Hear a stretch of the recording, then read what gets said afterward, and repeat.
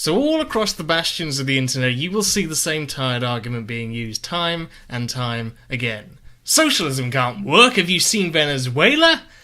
Well, if we want to figure out whether or not a country is socialist or not, it's best to look at how the economy is doing. And by that, I don't mean whether or not the economy is shit, I mean what are the main functions that put together the economic structure. Now, if you look at the economy of Venezuela, it's actually quite interesting as to who's in charge of it for the most part. And we find that 2/3 of the economy is run by private industry. 70% of the GDP gained in the economy is gained through private industry. We find that 55% of out-of-pocket healthcare spending is done in the private sector. And 80% of the workforce is done in the private sector. So this is the Great Republic of Venezuela, the Great Socialist Republic of Venezuela, and the overwhelming majority of the people involved in the GDP and the entire economy is in the private sector. So, damn. Now, whenever you attempt to say that a country isn't socialist for whatever reasons, you will immediately get the reaction of, well, are you saying it's not true socialism? Well, look, you can't just go to any country you see in the world and say, look at it and point, right, socialism, and then I say, well, actually that's not, and then you say, oh, so it's only socialism when you want it to be. Look, I can definitely tell you that when an economy is 70% of it is in private hands, 80% of the people who work in that workforce are in private hands, and Chavez was elected 19 years ago and we still haven't seen any reduction in that. Well, you can't call that economy socialist, right? I'm sorry.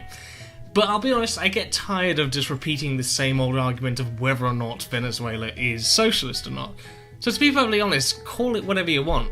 Yeah, call it horses and unicorns, okay?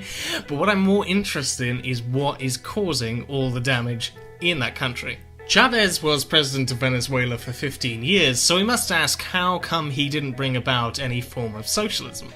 Well, the reason comes down to the common chicken and egg scenario when it comes to establishing a socialist society. When you want to try and put this into an existing system which favours profit and greed over human need and solidarity, then this can come with some technicalities. Many of the problems you're seeing in Venezuela right now come down to the mode of transition, which Chavez calls himself as Chavismo, or socialism of the 21st century. Now, what you're seeing here is that in the past, in the socialism of the 20th century, you normally see a big workers' revolution. They take power over the state or from the state and they bring about a workers' revolution.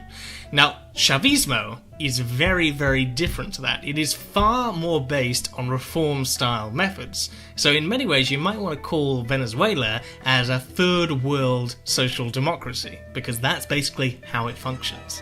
So nationalisation, better healthcare, welfare nets, housing programs, you name it, okay, it's all there. And this socialism is one that accepts and tolerates private property.